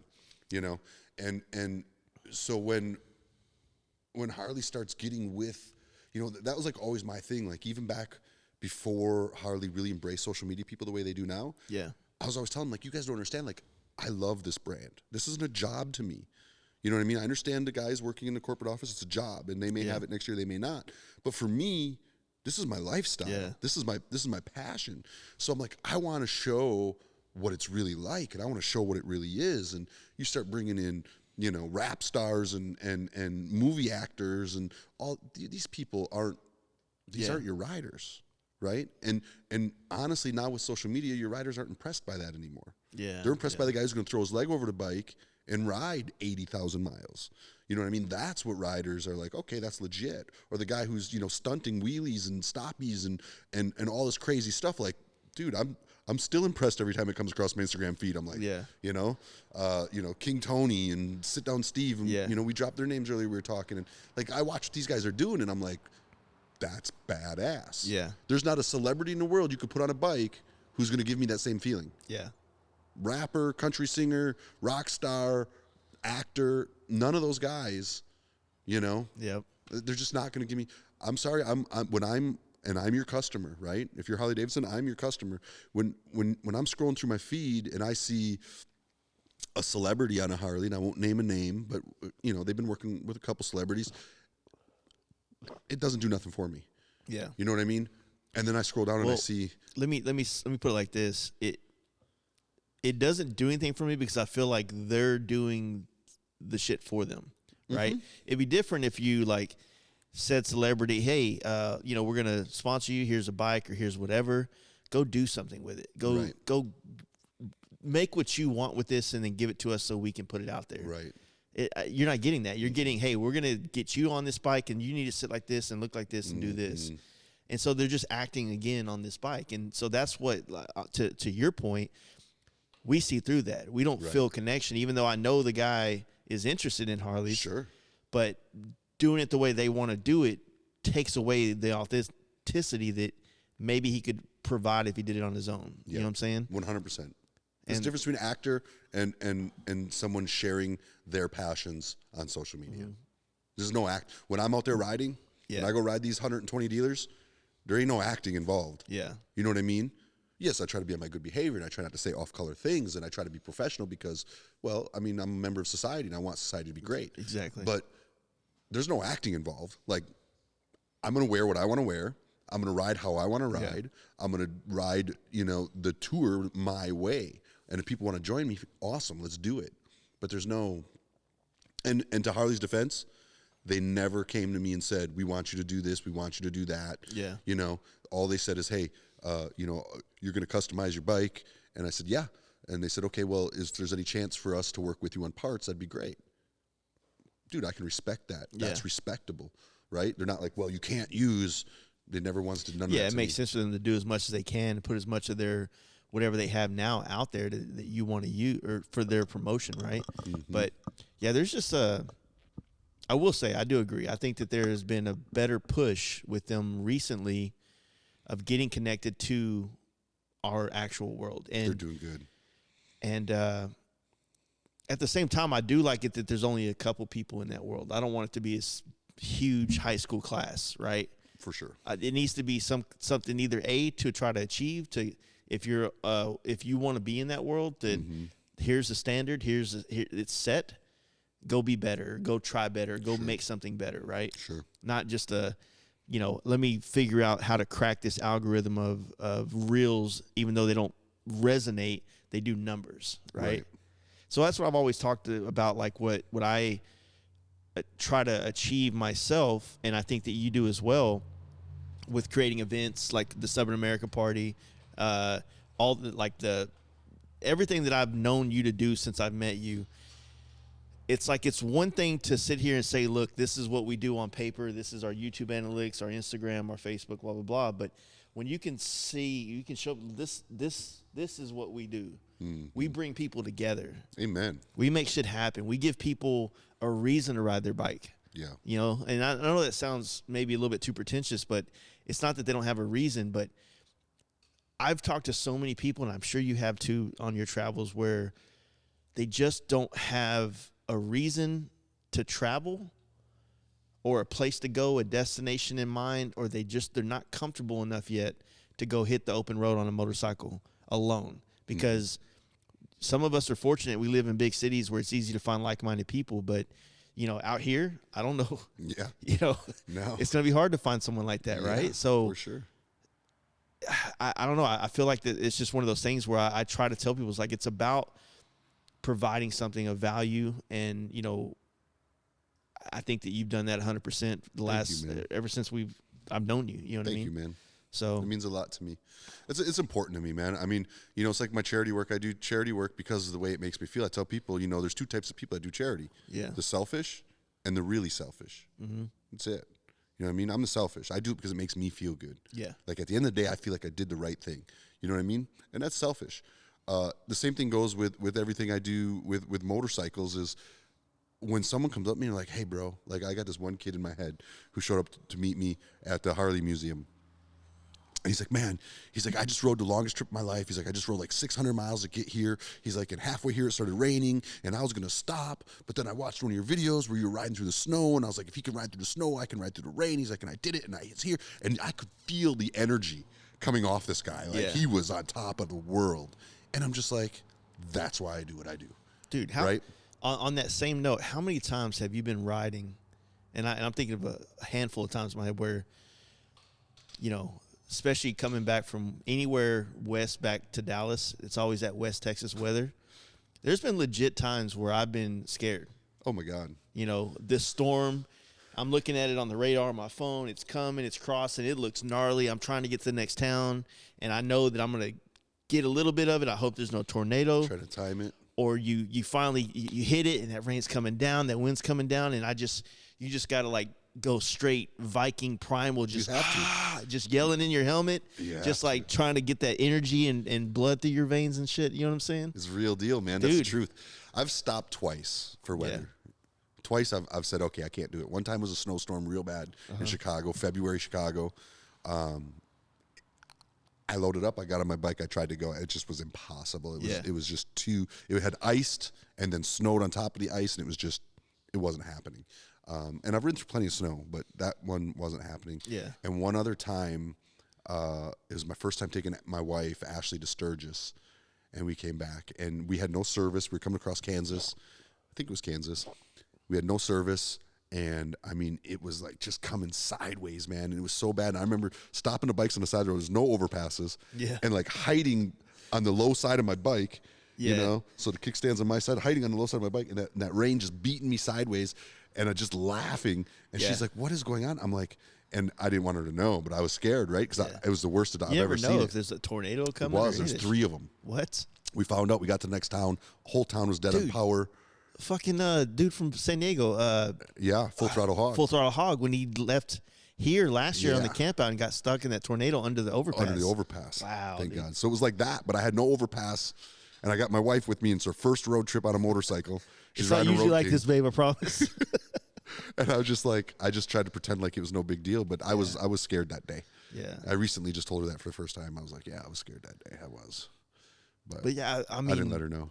There's been so many of those kind of spots. The only time I've had to stop was I went to on the same trip I met Rhonda. We were going to Indian Larry Block Party, and on the way home there was a hurricane coming, and we got a tail whip. And I left King Tony's because I did a service on my bike at King Tony's in Arkansas, and then I'm 350 miles from there to my house, and I left his spot. It started pouring.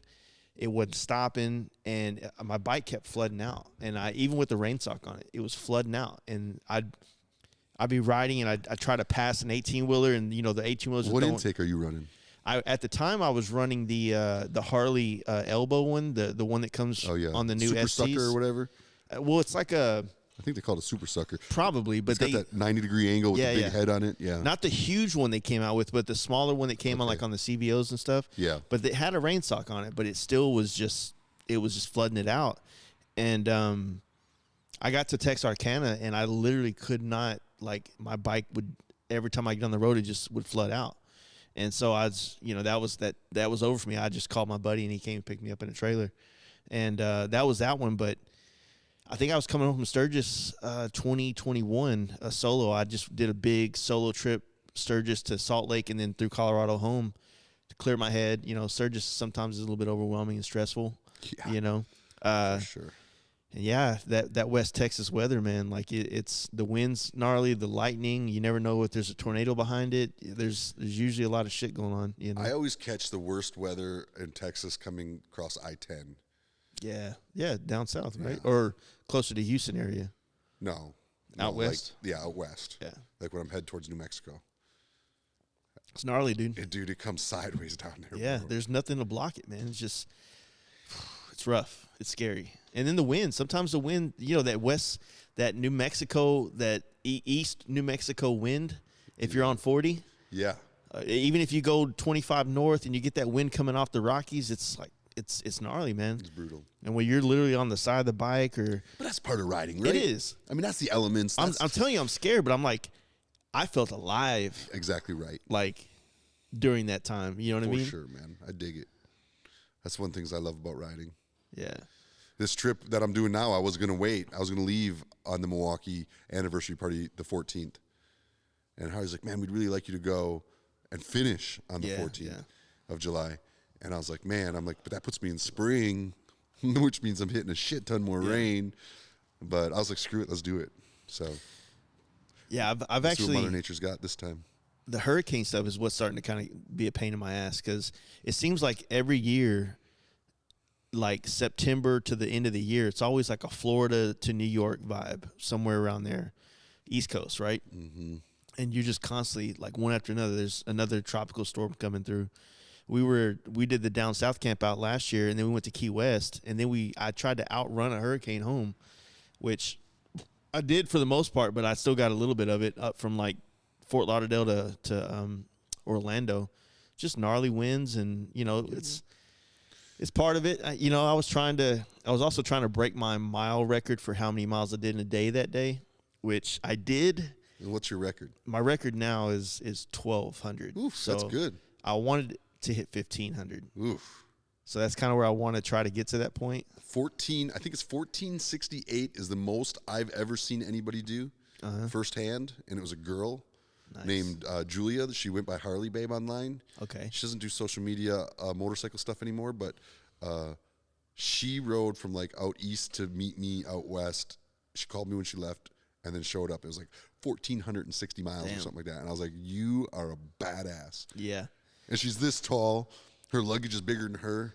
You know what I mean? You'll be at the gas station. You'll think she's inside the gas station. No, she's sitting on her bike. You just can't see her. See it. She's camouflaged. She's hidden behind her luggage. Yeah. What do you think it's easier, like going like east or west when you're trying to hit long miles like that, like big days? I don't know if it matters. I'm not a huge big day guy. I'm like 800 miles a day. Mm-hmm. You know what I mean? I've done a couple over 1,000-mile days, and I hated every one of them. Yeah. It's not my jam. I would say that I think that if you've never done it, it'd be good to dip your toe in it to see where you stand on that. Absolutely. I could tell you this 100%. I'm like, usually any big trip, I'm going to get at least 1 8 to 1,000 mile day in. Right. But is it because you want to or because you're limited on time? It's because being in Dallas, like, you look at like, okay, where we're going, right? Mm-hmm. Anything within 1,000 miles, that's a weekend trip. I'm not focusing on it. I'm trying to get fucking away from here, right? So, if we leave Dallas, it's 800 miles to Denver. It's 1,100 to Phoenix. It's, Smokies is about 800 miles. So Milwaukee's 1,000 miles. So, to me, I feel like if it's in that thing, and I'm trying to do a main trip or a West Coast trip, I would rather get through that. That way I can spend more time in the areas that's harder for me to get to. So it comes down to time, though. It does, yes. Yeah. That's the only reason I'd do it. Yeah. Time. Yeah, otherwise, like, yeah. I mean, if you got all the time, no.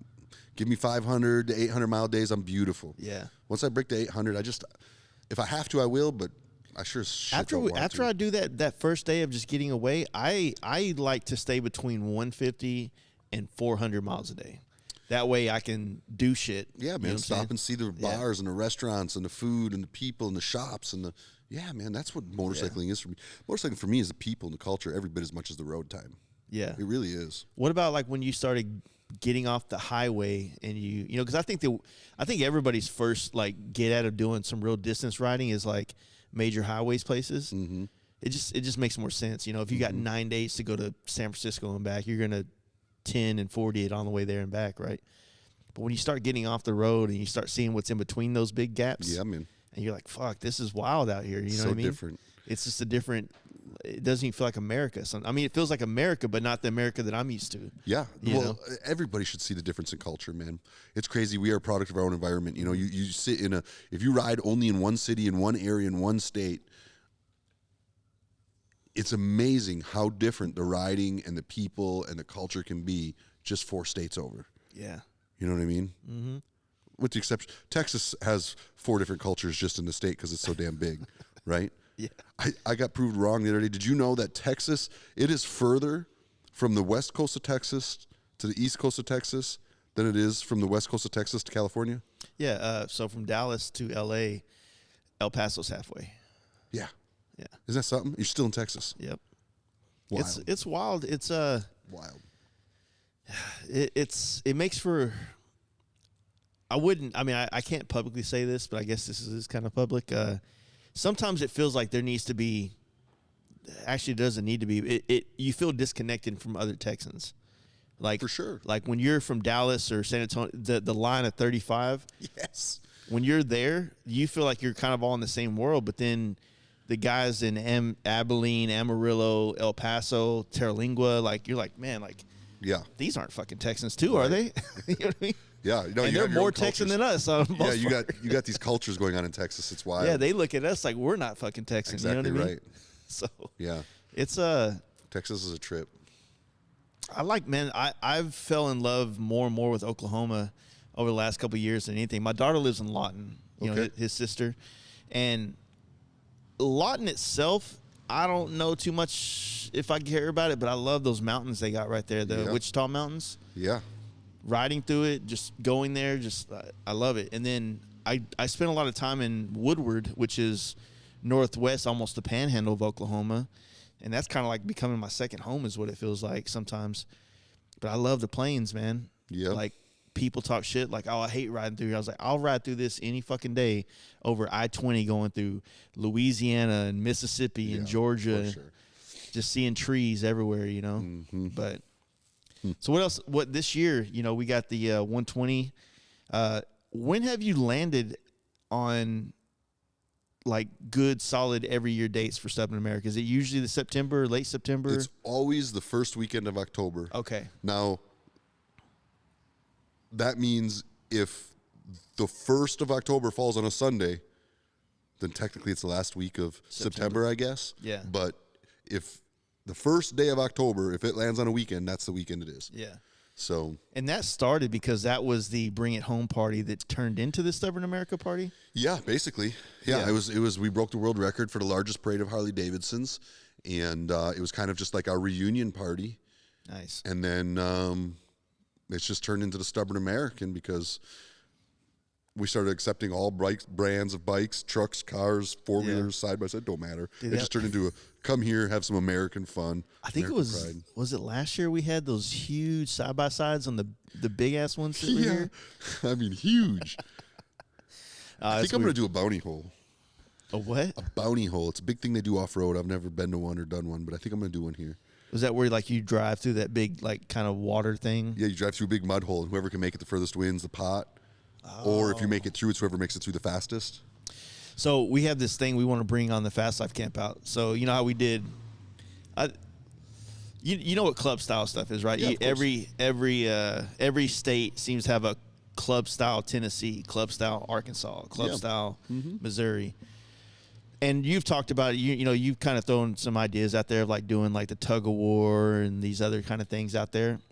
I think Friday of our camp out, we want to do the club style games.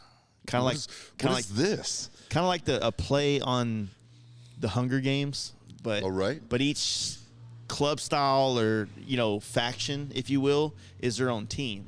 So we want to create all these team-based things to see who's going to be crowned king of the club style. See, this is why I love you, man. You know? These are great ideas. Yeah. This is the type of shit that gets people going. But, so we have to find these like, you know, whether it's tug of war. Are you going to like, compete? I'm not because I'm going to sit on my high chancellor chair up here and judge.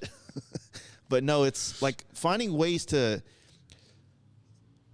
if you get these guys, they all come, you know, we've been having for years, we have groups of them come from these different states. Well, the way I look at it is you get this bond while you're riding together for sure, and you're all boys and it's all good. But when you start competing on things, like I feel like it can create another bond for these guys. And for sure, it's just bragging rights, shit talking rights, things like that. Without just doubt. Fun things to do where it's like, you know, if you are from Missouri, then maybe y'all should all link up and bring a lot of people. That way you know, because if it's a tug of war, then and you got 40 dudes with you, then maybe you can pick the 10 or 4 best fit dudes to tug of war, and you're going to win. As opposed to, and then maybe the next one we find something that's not basically strength based, speed based, or something like that. You know, just find ways to do something like that because I like. This wasn't by design, but just the happenstance of once you put that stage there, it created another opportunity to connect with people. Oh my God, I've seen some of the worst stuff in my life on that stage at your party. At your party. Yeah, you're on the wrong end. Yeah, so you seen the most amazing things? Is that what you said at our? No, it wasn't amazing.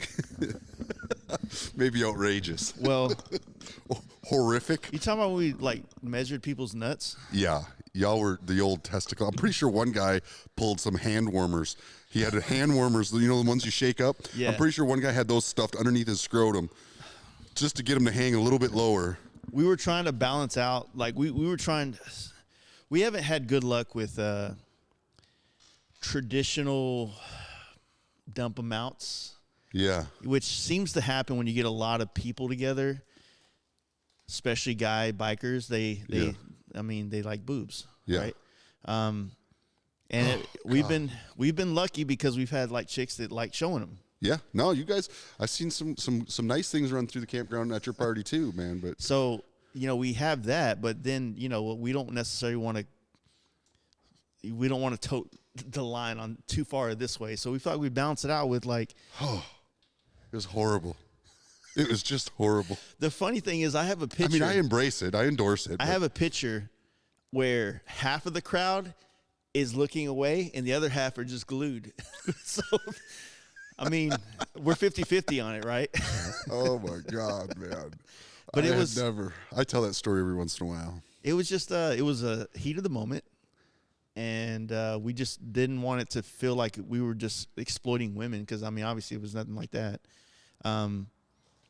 Like I said, we were trying to stay away from like doing any It's okay to exploit women and men. Yeah, we wanted to equal exploiter. You did it. Yeah. You're an equal exploiter. Yeah. So, yeah, like I said, man, people come to these campouts. They, that's one of the things I think that if you haven't been to old school biker events, you haven't been to Sturgis and the campgrounds, you haven't been to that thing, then you might not understand like this inclination that some people get where they want to do things like that, where they do, like women do want to wear pasties and walk around things like that. You know what I'm saying? It's not that they were forced to or anything like that. You know what I mean? It's like it was a choice, and not every. I don't know. I mean, I feel like I'm just digging a hole, but at the same time. But no, I mean, just being up there, having it, seeing the people out there, everybody enjoying it. The burnouts. This twice in a year, someone's took a burnout to the face. Yeah, in the dirt. That's another thing. Yeah. I mean, what the hell, man? People do some stupid shit, man. We love your party. The K River loves your party, by the way. Fast Life Campout is one of our favorite. I would say it's that and the Stubborn American, two favorite events the whole year, hands down.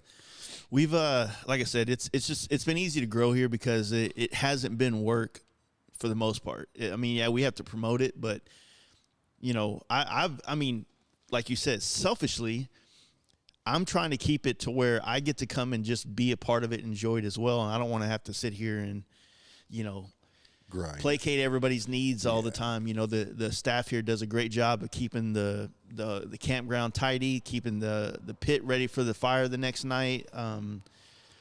Stocked up with things people might need in the clubhouse to where we bring in a lot of beer for your party. Yeah, that's the point, man. Like, and it's great when it's when you run out and you thought you weren't, and instead of having to go back to town, you got a good variety sitting up there on top of the hill. So yeah, man. The shower truck was a good one too. Thanks. Yeah. What are you gonna do, man? I mean, we love it, man. Your party is surely out of control, and we love every minute of it. What I will say that I'm proud of is we've managed ourselves to have no fights that I know of. Not I don't that think I know of of any. either. No. And nobody's wrecked out front. Out front. But Talamina is another ball game. I think people sleep on it. They don't realize how technical that highway could be. It's super technical, bro. And it's a technical road. And I think that sometimes some people come from areas that they're not used to riding. They might have a curve, but they don't have elevation change in their curves, and that throws the riders off, and we get a lot of wrecks. We usually have 2 or 3 a year. Yeah. Ever since we got over 200 people attending, it's been about 1, 2, 3 people a year. Yeah. It's a tough road out there. I mean, it's a technical road, and especially if you're banging it, which it's easy to do. You know what I mean? It can catch you by surprise. I mean, I got close on an FTR 1200 once up there. For real? Yeah. Pretty close. There's some hairpins up there. There's some hairpins, some court. I wouldn't. There's a lot, and if you almost have to have like a GPS up to know what's coming up, because if you'll crest the hill in a curve and then dip down, and right when you're dipping down, there'll be a quick. It's one of the best. It's 100% one of the best rides around. I think it's the best ride between the Smokies and the Rockies. Agreed. I do agree. It'd be better. It's just. I think what we feel like we miss around here. I don't know if I would say that. I think that it is the best ride. It'd be badass if there was like a Las Vegas style ending where you just had so many things to do in Mina and there's so many things to do in Talamina. Yeah. Or Talahina that you'd have that more aspect. But there's also the aspect of like what we get away with down here is part of it. You know what I mean?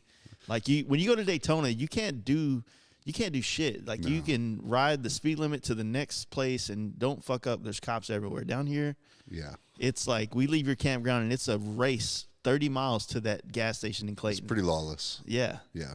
And you've said that since day one, and we've always like, I don't believe him, but yeah. I mean, you can get in trouble. Don't get me wrong. Yeah. But man, that's one of the reasons I'm here, man, is because I can do what I want. Nobody gets in my business. Nobody messes with me. It's like the Wild West. Yeah. You know, we throw some pretty banger parties down here, and you know, we try not to do anything like, you know, dangerous or like crazy. Yeah. You know what I mean? And we try to you know, be reasonable, but on the same hand, man, we just have a good time. Melissa said that the sheriff said, hey, next time we want to go do stunts and wheelies and race out front to give them a heads up so they can regulate traffic for us. Yeah. That's what's up. Yeah. No, I don't know that we're supposed to put that on blast, but man, it's all good. Whatever. They ain't listening.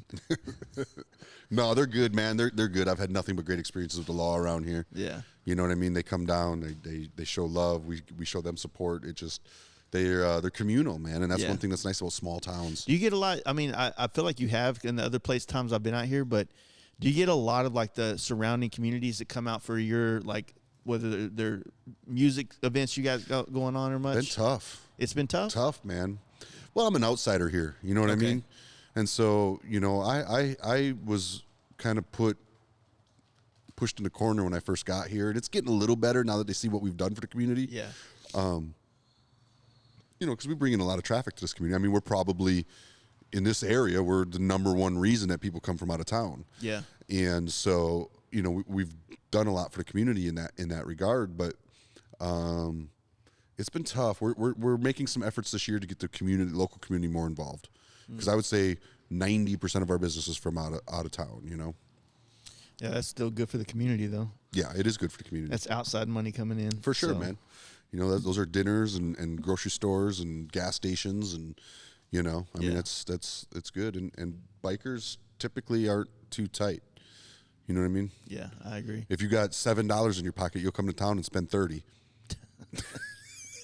For the most, yes. You know what I mean? It's just the way we are, man. We like to have a good time. Yeah, we're not gonna sacrifice anything for that. No. Yeah, man. I like I said, man, I can't thank you enough. It's been, you know, the campout's evolved into something we didn't fathom. I mean, it's kind of like it teaches me every year. I want to take ownership and say, yeah, we meant to do that. Like, no, the people that ride motorcycles come out and they have the freedom to be who they are, and that shows us what this is about every time. You know, we didn't realize how communal it was going to be when we started getting these big groups of people traveling from all over the country, how they would link up states away and meet, and like someone in Boston will then meet someone in New York, then meet someone in Baltimore, and riding together. It's super cool, man. You know, and it's then super cool, man. Like that part, like that was out of happenstance. We didn't expect it to be that way. We had no idea that would happen, but it has been a blessing for that to happen, and we've gotten that kind of. When we would then go to New York or something, we would get to hang out with these people that would tell us these stories of coming to the campouter. The weirdest thing is it's gotten so big that, like, I'll be at a bike night and someone will be new, be there, hey man, how you been? Like, or where you from? He's like, oh, I'm from here. I was like, oh man, you should come to our camp. I've been there every year. I'm like, oh shit, man. Yeah. Cool. Yeah. Well, I mean, dude, it's a testament to your vision, because from day one you said you wanted this to be organic, grassroots, and it's been all of that. Yeah. And I truly believe I give you mad props, because staying true to that isn't always the easiest thing to do, and you've done that, and it's paid dividends. Yeah, I feel like everybody gets, you know, it's the start of the year for a lot of people, especially the up northern people. And every other event they're going to go to for the rest of the year is going to be inundated with vendors and, you know, people sitting on the other side of a table from you, telling you about their products. And I've tried to beat this down the throats of, or into the minds of some of the brands that we work with. Is like, look, this is an opportunity for you to remember why you love motorcycles before you get into all these events that you're going to be into for the rest of the year, where you're pulling your hair out, right? when you're on the industry side of things, like you're constantly putting out fires. You're constantly dealing with somebody that's stoked or unhappy or somewhere in between. Mm-hmm. And you can get overwhelmed and hate motorcycles. And it's not motorcycles' fault because everything you do on a bike is behind that table. When if you get somewhere where you get to be on this side of the table, you get to remember what it's like to be on that side of the table, right? For sure. And we've tried to get more brands to come in. We've been very fortunate with the ones that do come, and it is what it is. But when they come, they're being cool. Like they gain more. For sure. They gain more customers by doing that than they do by paying $13,000 to sit on a table at Daytona Ross Myers. Because you become a brother rather than a salesman. Yeah. Yeah. Oh shit, man! These guys are actually into motorcycles. It's hard for corporations to wrap their head around that. I try to tell them. You and I will give you that, man. You have been that voice from day one, and for at least as long as I've known you. Well, doing this podcast over the last 5 years as well, it's been, you sit down with some of the legends of this custom motorcycle industry and you get the story, but then after the podcast, you get this, I wouldn't say broken, but this like just over it mentality. Mm-hmm. Like I'm fucking over this shit. Mm-hmm. And it's like, well, when's the last time you like went and rode bikes? Like where you weren't trying to be so-and-so in the industry. Mm-hmm. I'm just going to go ride bikes. I'm going to go every year, me and my wife or me and close friends, we do a trip and it's not on social media. Yeah. Right? We're at a point now where we want to do a camp out where we don't tell anybody. So that, for years we were trying to do this, but the camp out gets so wild that we're kind of like, we're ready to go when it's over. Mm-hmm. But we wanted to just like not tell anybody and stay an extra day. There you go. But we're all, after the camp out, we're all pooped as well. And we're like, fuck, dude, we're ready to just stay in the bed and, not hear burnouts at 2 a.m. Yeah, I get it. But yeah, we kind of crave like those more intimate things because, like our first camp out with you guys was like 40 something people, which, hard to fathom, but it was like way more intimate. We all camped around the fire. Now we don't let anybody camp around there. Right. You know what I mean? Yeah. So it's just different, man. It is different, but in a good way, man. It's a hell of a party. It's like I said, one of my favorite of the year. Well, I appreciate you letting us do it here, man. And honored to have you, man. I got to figure out a way to get you so blacktop is better than concrete for doing these burnouts and stuff. Is that what I'm understanding? I'm not sure. I use tires the proper way. Yeah, me too. I don't know how to tear them up improperly. I was told blacktop, so I need to figure out a way to get you a big old blacktop patch out there so you guys got. The only thing I want is a nice patch with a pressure washer. Because all us pretty bike guys, pretty bike click. Yeah. We got to spray off stuff. Well, we got that pavilion with a concrete floor now, so we can set up a pressure washer over there. I saw you put all the rocks out there. What was that for? Was it just to kind of regulate? It's just landscaping. Landscaping? Yeah, because the ground sloped. Yeah. So we just kind of tiered it with rocks, and there's plants in there. Nice. It looks manicured. Thank you. Nice. We're working on it. It's a big property to keep track of for just a couple hillbillies. Last year was the first time I took a side-by-side out to the far reaches of the property. And there was people camping out there. I was like, what the fuck y'all doing out here, dude? You're going to get cut. You're like, you trying to live off the grid or some shit? Yeah, it was way out there. Out there, yeah. But no, I appreciate it, man. And honestly, I'm stoked that, you're getting back out there again this year, doing another trip and back with Harley on this run. And yeah, man, I'm excited for 2023. I think it's going to be a great year for a lot of people in our world. I'm excited too, man. It's kind of like what you just said about, when's the last time you got back? Like for me, I've done weekend trips, or week trips or 2-week trips. Getting back to doing months on the road, on the back of the bike is something I'm really looking forward to. Yeah. I think it's going to give me another connection to that road that I think I've been missing for the last few years. Cool. Well, my son's trying to sideways eat Fritos over here. Yeah, man. I bet he can hear it real well. We got Fritos and dirt bikes ripping the track behind us. Hey, this is what you get when you do video podcasts on the road. On the road, baby. You get whatever's in the fucking peripheral or the background. So, well, I appreciate it, Adam. Keep killing it. You're definitely an inspiration to myself with all the stuff you do for the community and how you've created your own little permanent community out here. Yeah, man. And everything you've done for the camp out over the years to help it grow. I appreciate that. So I love Cool. it, man. I can't wait. Like I said, I'm literally rerouting my entire trip because Harley wanted me to leave earlier, so I had to leave before the Fast Life Campout. I'm literally rerouting my whole trip so that I can stop through here on Saturday and be with you guys. So, like, rerouting the whole thing. So I'm like, nope, I have to be at least one dealership that day because I got to hit a dealer every day. Yeah. So that morning I'm going to hit a dealership probably somewhere down in Louisiana and then bang like 8 hours up here and party with you guys at night, and then I'll have to roll it the next morning.